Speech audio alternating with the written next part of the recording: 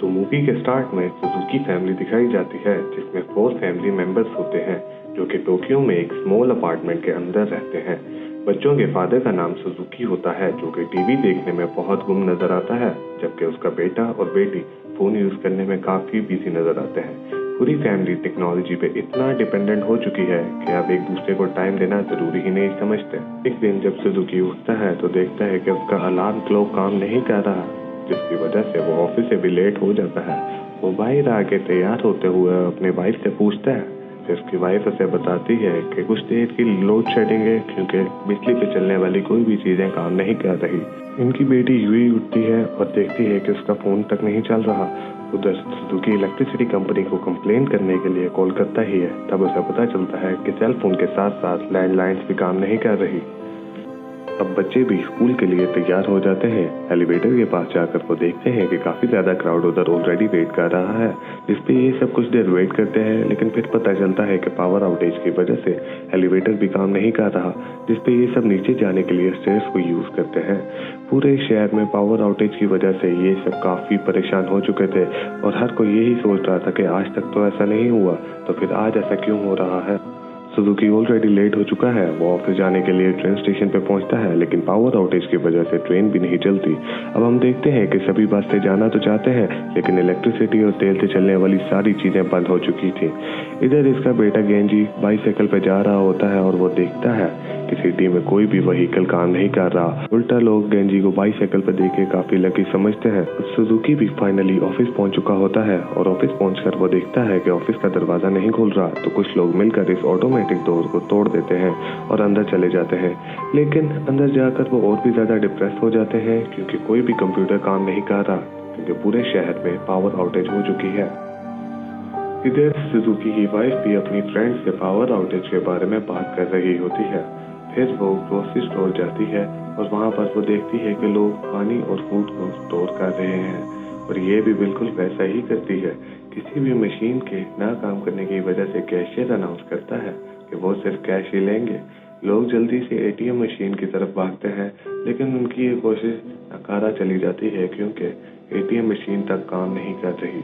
इधर सुजुकी का बॉस उन्हें वापस जाने का कहता है क्योंकि कंप्यूटर पे काम था, लेकिन कंप्यूटर ही काम नहीं कर रहे। सुजुकी जब परेशानी में घर आ रहा होता है तो वो बाइसाइकिल की शॉप पर नजर मारता है। अंदर जाकर उसे पता चलता है कि बाइसाइकिल की प्राइस तो काफी हाई हो चुकी है। ना चाहते हुए भी वो बेचारा अपनी ट्रैवलिंग के लिए बाइसाइकिल खरीद लेता है। अब रात को सुजुकी फैमिली डिनर तंग हालत में कर रही होती है। इधर सुजुकी का बेटा गेंजी वॉशरूम जाता है और उसे पता चलता है कि नलकों में पानी तक खत्म हो चुका है। उसकी बेटी यूई अपना दिल बहलाने के लिए आर्टिकल्स पढ़ना शुरू ही करती है, लेकिन फिर वो उससे भी बोर हो जाती है। डिनर के बाद पूरी फैमिली बालकनी में जाके स्टार से भरा आसमान देखती है, जो कि उन्हें काफी सुकून देता है।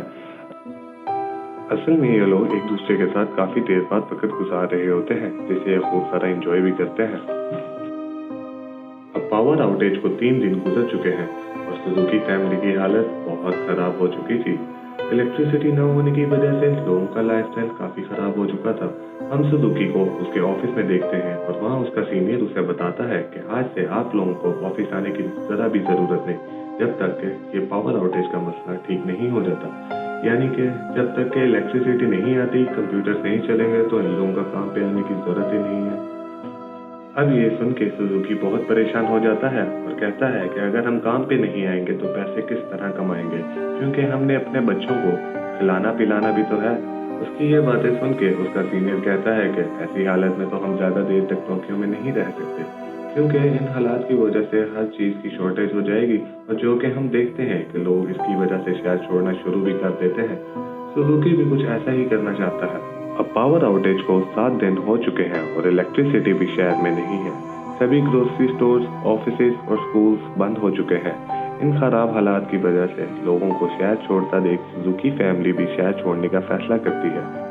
ये बाइसाइकिल से अपना सफर शुरू करते हैं। रास्ते में इन्हें पानी की जरूरत पड़ती है, लेकिन पानी की प्राइसेस काफी महंगी हो चुकी होती है, जिसपे ये किसी तरह बहस करके पानी सस्ती कीमत पे ले लेते हैं। सफर के दौरान ये लोग एक शॉप से मैप और कुछ जरूरत की चीजें ले लेते हैं और सफर जारी रखते हैं। कुछ देर बाद साइकिल चलाते चलाते ये हाईवे की तरफ पहुंच जाते हैं जहाँ पर और भी लोग थे जो कि कंट्री साइड को ही मूव कर रहे होते हैं। अब रात गुजारने के लिए ये एक कैंप में रुकते हैं, लेकिन वहाँ पर एक और कपल होता है जो काफी थक चुका होता है, जो कि इनसे पानी मांगता है, जिसपे ये आखिरी बोतल है कह के झूठ बोल देते हैं। रात गुजारने के बाद ये सफर फिर से शुरू कर देते हैं। रास्ते में सफर के दौरान ही तूफानी बारिश शुरू हो जाती है। ये सारी चीजें छोड़कर पुल के नीचे बचने के लिए चले जाते हैं। तूफान के पास सारा सामान बिखर चुका होता है और डूब भी गया होता है। बच्चे करीबी टाउन में खाना ढूंढने जाते हैं, जबकि पेरेंट्स इधर थोड़ी देर आराम के लिए रुक जाते हैं। बच्चों को जो सामान भी गुजारे लायक लगता है वो इसे ले लेते हैं। यूई वहाँ से कैट फूड भी ले लेती है, क्योंकि खाने में इसके अलावा कोई भी ऑप्शन नहीं होती। वो इसे वापस आकर खाने की कोशिश तो करती है, लेकिन नहीं खा पाती क्योंकि उसका बहुत ही गंदा जायका होता है। लेकिन अब ये खाने के अलावा उनके पास ऑप्शन भी तो नहीं होती। इधर केंजी अपनी साइकिल को ठीक कर लेता है और ये लोग फिर से अपना सफर शुरू कर देते हैं। हफ्ते तक तो ये सब कैट फूड और बैटरी वाटर पर ही गुजारा करते हैं, लेकिन कई दिनों के बाद जब इनके पास सब कुछ खत्म हो चुका होता है, ये काफी तंग हो जाते हैं और इधर सुजुकी एक फॉर्म को खाने लगता है। लेकिन उसी वक्त ही उसकी नजर एक पिग पर पड़ती है। सुजुकी किसी तरह उस पिग को हंट कर लेता है, जिस पे सब बहुत खुश हो चुके होते हैं, लेकिन उस पिग को कोई काट नहीं सकता था। तभी उनके पास एक आदमी आता है जिसका नाम तनाका होता है। वो कहता है, इस पिग को मेरे साथ मेरे घर लेकर आओ। यहाँ पे तनाका वो पिग इन्हें कुक करके खाने के लिए देता है, जिसको ये बहुत बेसब्री से खाते हैं, क्योंकि ये काफी दिनों से भूखे भी होते हैं। कुछ देर तनाका के साथ रहकर ये अपनी हालत ठीक करते हैं और फिर से अपना सफर शुरू कर देते हैं। इससे हमें एक चीज तो समझ आ जाती है दोस्तों, कि जिंदगी में कभी रुकना नहीं चाहिए। रास्ते में इन्हें रिवर क्रॉस करना पड़ता है, जबकि मैप इन्हें किसी भी रिवर के बारे में कुछ नहीं बताता, क्योंकि वो काफी पुराना मैप होता है।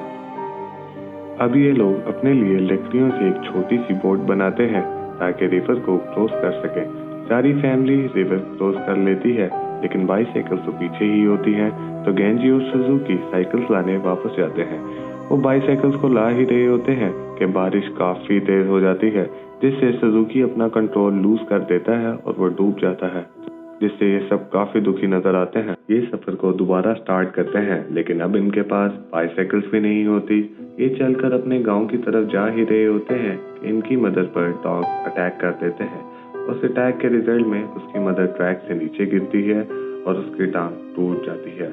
बच्चे अपनी मदर को सहारा देकर दोबारा उठाकर चलाने की कोशिश करते हैं, लेकिन उतनी ही देर में डॉग दोबारा अटैक करने के लिए आ जाते हैं कि तभी हम देखते हैं कि पीछे से एक कोल ट्रेन आ जाती है और वो इन्हें देख के रुक जाती है और सुजुकी फैमिली को भी अंदर बिठा लेती है और इनकी हेल्प भी करती है और साथ साथ इन बच्चों की माँ की टांग पर पट्टी भी कर देती है।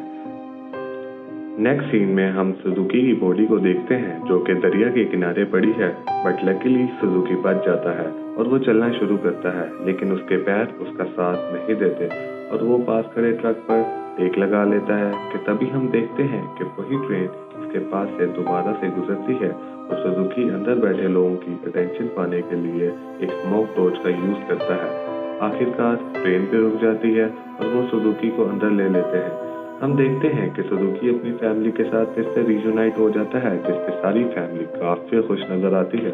ये ट्रेन उन्हें उनकी मंजिल तक ले जाती है और ये लोग बहुत सालों के बाद अपने नाना को देखते हैं और उन्हीं के साथ रहना भी शुरू कर देते हैं। नेक्स्ट सीन में पावर आउटेज को 2 साल और 126 डेज हो चुके होते हैं। इधर सुजुकी बहुत अच्छी जिंदगी गुजार रहा होता है। इनका गांव बहुत ही प्यारा होता है और लोग भी मिलजुल कर रहते हैं।